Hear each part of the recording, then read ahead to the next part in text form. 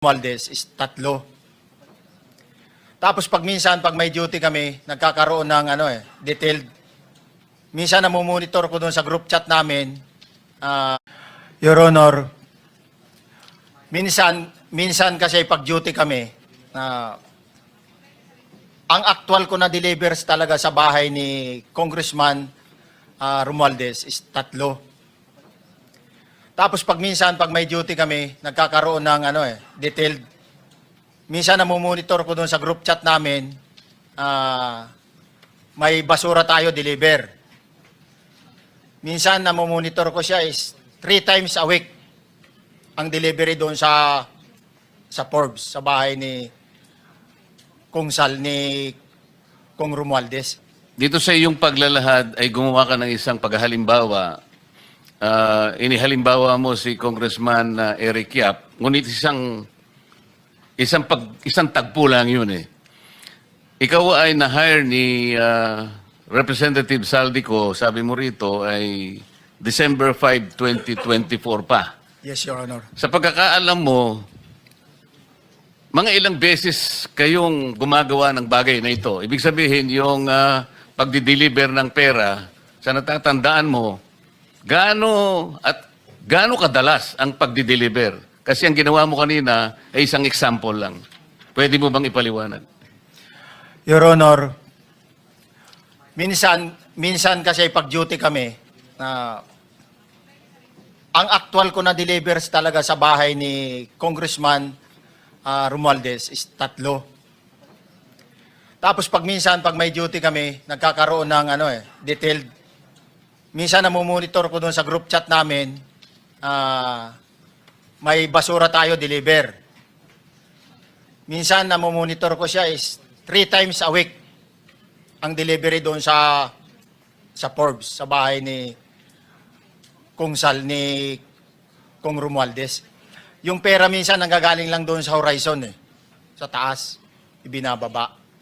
Tapos may detail lang na tao, namumonitor ko naman sa GC namin. Kaya nalalaman ko yung movement ng tropa, kung ano yung sinasabing basura ng delivery. So yung delivery o yung movement ng tropa nagaganap average 3 times a week. 3 times a week, Your Honor. Nagsimula noong December 2024. Yes, Your Honor. Hanggang ngayon ba ay naglilingkod ka pa kay Representative Saldico? Sa kasalukuyan po ay nag-resign po ako noong August 5, itong taon po na ito.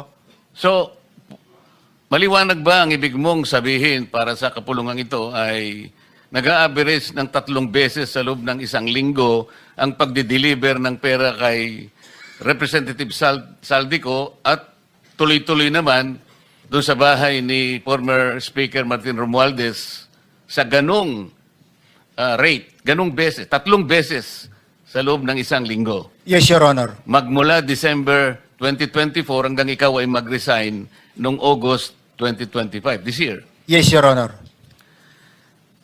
Mr. Chair, Senator Marcolita, short Yes, interjection. with the permission of Senator Marcoleta. Thank you, may Mr. Chair.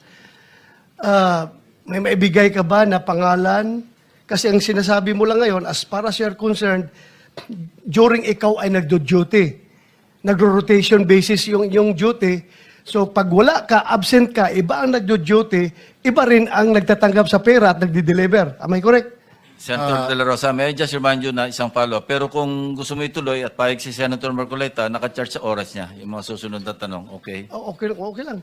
Okay lang. Sige boss, May, nahiram meron lang pa naman naman. ako sa iyo. Go ahead. Meron ka pa namang 4 na minuto pa mahigit yan. Yes, sir. So, sige. Very quick lang. So, pag hindi ka duty, may ibang nag-deliver ng pera kay Saldico at kay Speaker Romualdez.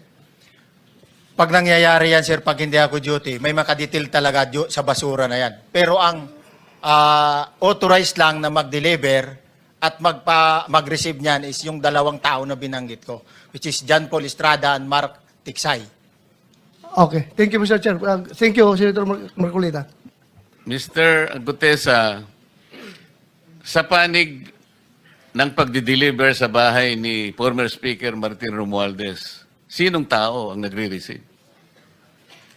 Sa mga ganun, sir, ang may contact, Your Honor, is yung si Paul at si Mark lang ang may contact doon sa receiver.